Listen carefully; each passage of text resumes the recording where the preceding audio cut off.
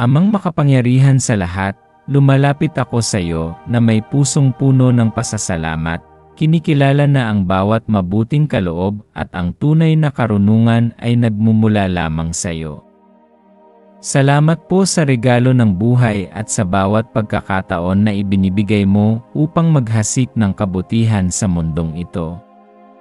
Puspusin mo ang aking puso ng dalisay na pag-ibig upang ang aking mga salita at gawa ay magsalamin ng iyong kaharian at magdala ng liwanag saan man ako naroroon.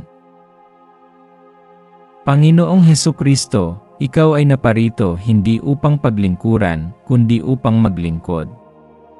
Turuan mo akong tularan ang iyong halimbawa ng kababaang loob at tapang. Ibigay mo sa akin ang pusong handang maglingkod ng walang pag-imbot, laging handang umabot sa mga nangangailangan, magpahinuhod sa mga nagdurusa, at magbahagi sa mga salat. Tulungan mo akong maging tapat sa maliliit na bagay upang maging walang hanggang bunga ang bawat lihim na gawa ng pag-ibig. Espiritu Santo, hipuin mo ako ng iyong pagkamalikhain, karunungan at pagtitiyaga. Buksan mo ang aking mga mata upang makita ang mga pangangailangan sa aking paligid, at ituro mo kung paano gamitin ang mga kaloob na ipinagkaloob mo upang magtayo, magpagaling, at magpalakas ng loob.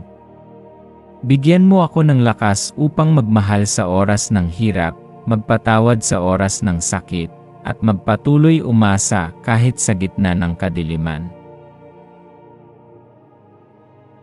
Diyos na makapangyarihan sa lahat, nawa ang buong buhay ko ay maging isang buhay na handog para sa iyong plano ng pag-ibig sa sanlibutan.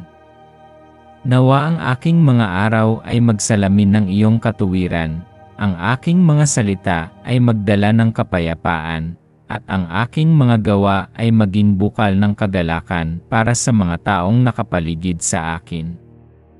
Ang lahat ng aking ginagawa sa trabaho, sa pamilya, at sa paglilingkod ay naway maging pagpapala sa buong sangkatauhan at magpalawak ng iyong kaharian.